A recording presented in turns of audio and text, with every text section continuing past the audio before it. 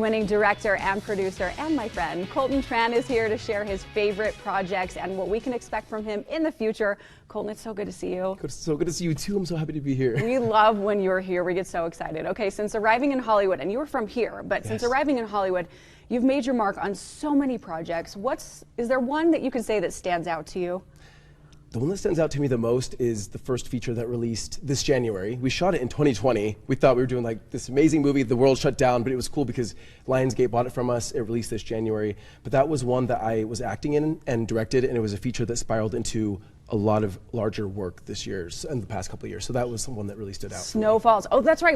Chef Brian and I visited you on set, and I think Brian was like making fake blood or something in the kitchen. We need more blood, and he's like making blood. Like it was so funny. That sounds like Brian. Yes, that is a great one. Okay, what films have you worked on that have been recently released?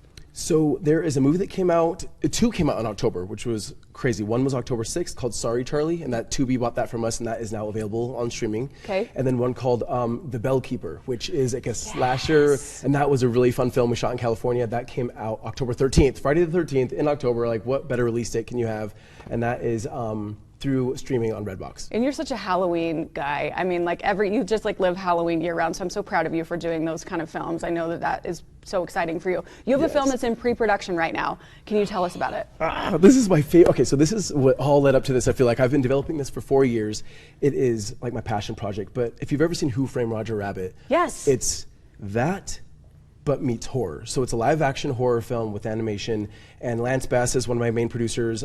Just a little name, Lance Bass. Okay, just a tiny name. Yeah. Jeffrey Riddick, who he was the creator and writer of the Final Destination franchise. So someone to have created a franchise like that behind this project and supporting it the way they do, I feel very and just in great hands, and that they understand the vision and what we're trying to do. So right now we've been interviewing with animation houses and just getting the ball rolling. It's supposed to go into production the beginning of next year. Oh, so, congrats. Oh, so exciting. If there's someone out there thinking, you know what, I want to direct, I want to be like Colton, do you have any advice for them?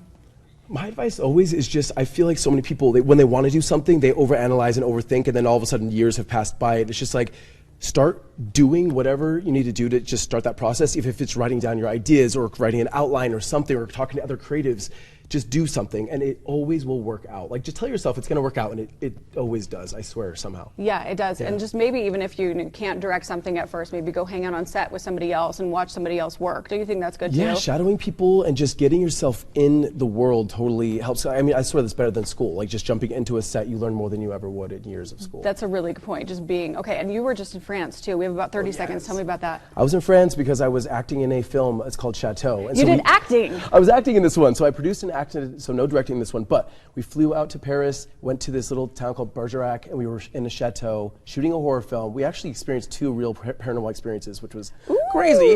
So we will have that in the BTS. There it is. Look at that poster. That is so cool. That's the actual chateau right there. So amazing. Well, you're just killing it. We love that you visit us here on Fresh Living, right here in Utah. Your home. Where can we follow you?